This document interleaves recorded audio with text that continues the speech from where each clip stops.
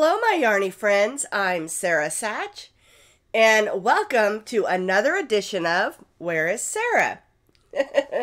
Now, you'll notice my voice is just a little bit nasal, and I'm so sorry about that.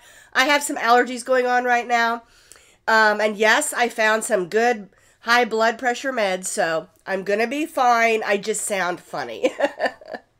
So today, Where is Sara is going to be about Hobby Lobby. So I made 2 trips to Hobby Lobby.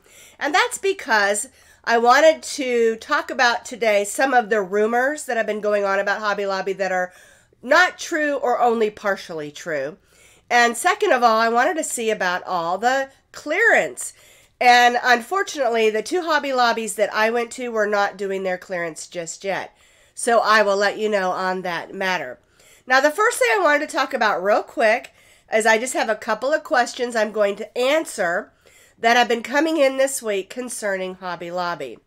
All right, and I have a list here. The first one is this. The owner gave away the company. He did. David Green is the owner of Hobby Lobby. He did give his company away because he wanted to concentrate on ministry and helping people. And he didn't want to be tied to the company anymore, and he gave it to his children, his 2 sons and his daughter. I don't understand why that's such a big deal. Many companies, the children inherit the company, like Walmart.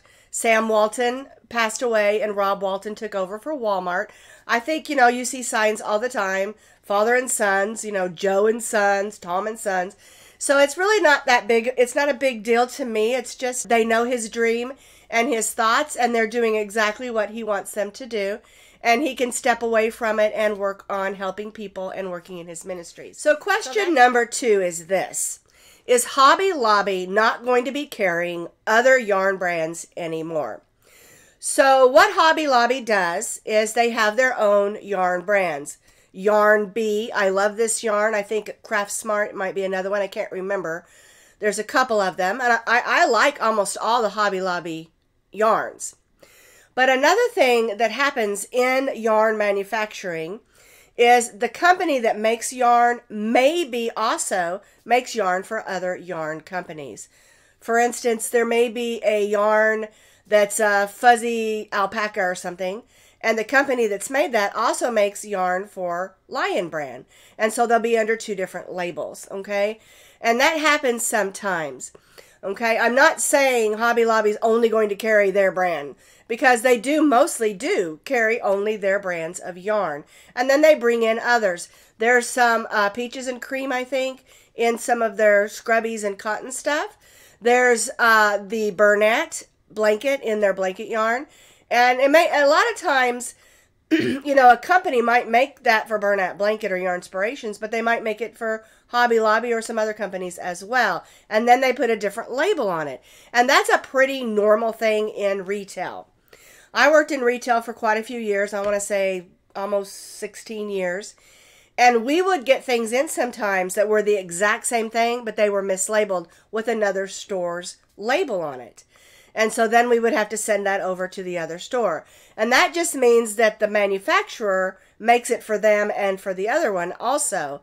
And that sort of happens sometimes. Okay? Now, question number 3.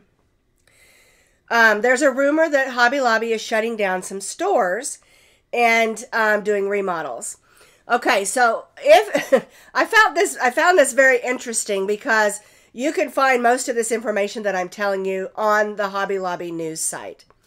So what is happening here is Hobby Lobby purchased some of the old Toys R Us stores. And so they're remodeling some of those because they're bigger than the stores that they were in and moving them over there. That's one thing they're doing. Another thing is it's very typical in retail stores that if a store is laid out a certain way for a long time, it might need to be remodeled. And that's a totally normal thing in retail to remodel. I mean, how many times have you walked into a Walmart and they're remodeling, okay? They're putting in a new floor, or they're putting in new cabinets or rearranging the store. And every time they do, it upsets us, right? And so this is a partial true. They are doing a lot of remodeling, probably some of their older stores. And, Walmart went through this thing where they wanted all the stores to be the same. And I think Hobby Lobby's probably doing the same sort of thing. Because I'll tell you, the Hobby Lobby that I went to all the time in Colorado, Parker, Colorado, was a big, beautiful Hobby Lobby. It was always welcoming and bright and always stocked fully well. And it was one of the best run stores that I've been into. Well, when we moved down here to Oklahoma, I mean, I live 6 miles from the Hobby Lobby headquarters, or whatever you want to call that. It's huge. It's like a city in itself. And they're building even more buildings. They have warehouses and advertising and all, you know, realtor where they go and find spots and things like that. Hobby Lobby's growing like crazy. They even have their own clinic for their people. I mean, it's like a little city in itself, just no housing, you know. And it's I'm going to say like huge buildings, probably miles long. And it's really fun to drive past it and see how huge they are. My daughter's father-in-law's worked for Hobby Lobby for, I want to say 15 years at least. Her brother-in-law also works for Hobby Lobby in the printing and advertising. Her husband worked at Hobby Lobby for a while he was going through his, I think it was college courses, because he's now a police officer. And then she herself worked for Hobby Lobby as a pattern designer. Some of those pamphlets that you see hanging up on the yarn aisle, some of those were my daughter's designs. And because they all live right here in Oklahoma City. And you can't go a couple blocks without meeting someone who works for Hobby Lobby. And they do really well by their customers and by their associates. And so do yourself a favor. When it comes to these rumors, rather than passing them around, go to the source, which is what I did. That's why I made 2 trips to Hobby Lobby. The first trip I made with my daughter. I was looking for some yarn. She needed some yarns for some orders. And I was looking for some yarn for a nice spring, summer type blanket. And that store we went to, it was the one over on the other side of Oklahoma City, did not have the clearance out yet. But it was a lot of fun. The store was set up just a little bit different. Bright and clean, happy, friendly people, but set up just a little bit different. We did find what we needed, and I enjoyed the trip. And I'll show you what I got there in just a minute.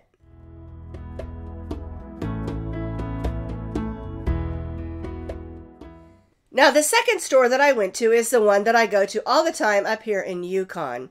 And I went to that one on a recon mission.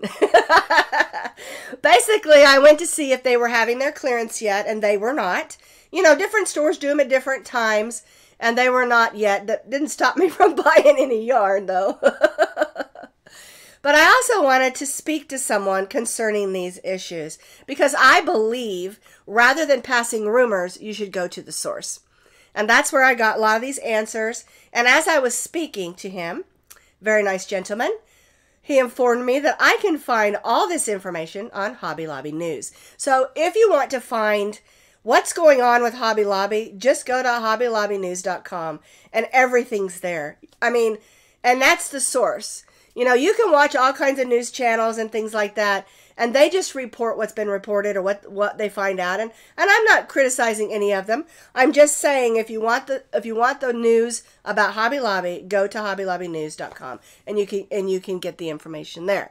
The other thing you can do is go to your local Hobby Lobby and just ask the manager some questions like I did. So when I went shopping with my daughter, I picked out 2 different yarns. I chose this yarn. It's absolutely gorgeous. It is a cotton. It's called Yarn Bee Sugar Will Cotton. It is a 3-weight, 5 ounces, 335 yards, and I bought 2 of them. I think it would make a really gorgeous bathing suit cover-up or summer top. The other thing I purchased was this. This is called, it's upside down for me back here, Bloomopolis. Isn't that pretty? It has the speckles in it, a little bit like the fruit salad, but it also has these colors in it. And I think this will make a beautiful spring or summer lightweight blanket. That's what I purchased when I was with my daughter. They were having the 30% off, so I got 30% off those.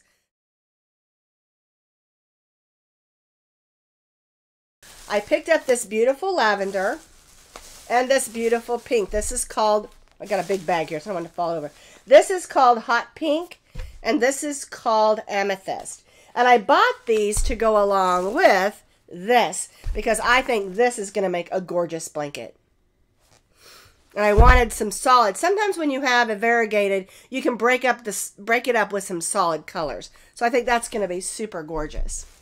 All right, then I picked this up. This is the Yarn Bee Cozy Traditions. And it looks suspiciously like some of our blanket yarn that we've used, doesn't it? And that's part of what I was talking about. A lot of yarn manufacturers make them for more than one company. All right, this is called, let's see, where's the name of the color?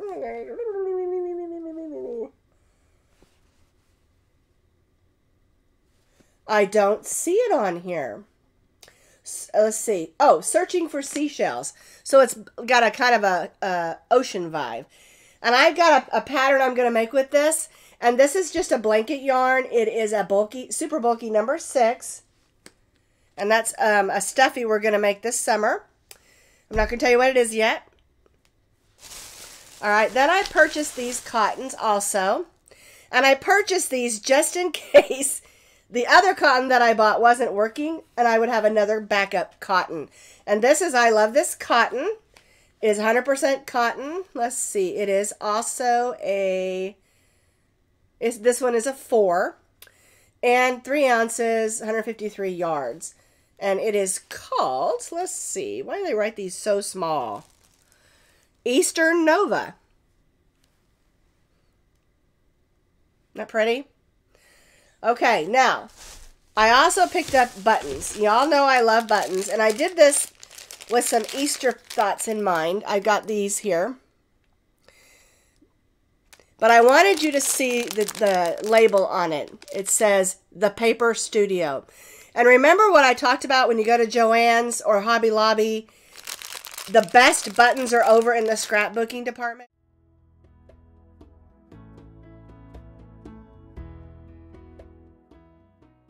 Now you can find a few nice buttons over in the sewing departments, but I have found the best buttons in the paper scrapbooking department. And you can see these were only $2.99.